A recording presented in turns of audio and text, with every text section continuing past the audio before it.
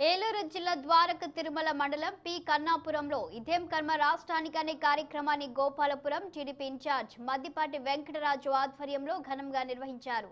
గ్రామంలో తిరుగుతూ ప్రభుత్వ వైఫల్యాలను ప్రజలకు వివరించారు.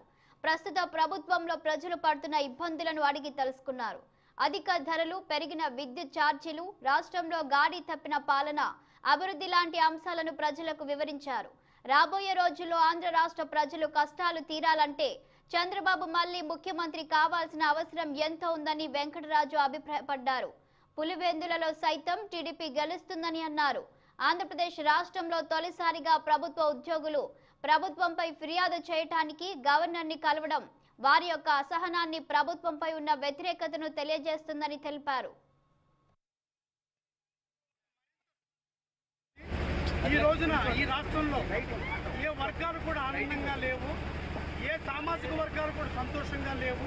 కులాల మధ్యన చిచ్చు, మతాల మధ్యన చిచ్చు, ఒక అరాచక పాలనగా జగన్మోహన్ రెడ్డి గారు ఈ పాలన కొనసాగిస్తున్నారు.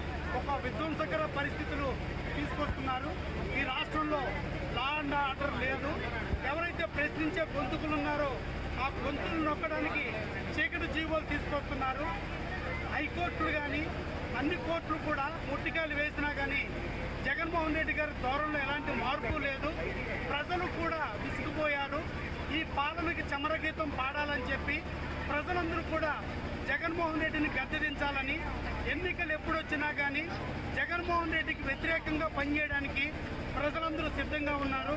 దేశంలో తొలిసారిగా ప్రభుత్వ ఉద్యోగులు గవర్నర్ గారిని కలవడం, ఈ ప్రభుత్వం పట్ల వాళ్ళ యొక్క అసహనాన్ని, వాళ్ళ యొక్క వ్యతిరేకతని తెలియజేయడం, అయ్యా గవర్నర్ గారు మీరు కలగజేసుకోండి, ఈ రాష్ట్రాన్ని రక్షించండి, సంక్షోభం దిశగా ఈ రాష్ట్రం వెళ్ళిపోతుంది, చీకటి దిశగా ఈ రాష్ట్రం వెళ్ళిపోతుంది, మరింత స్పష్టత వస్తుంది.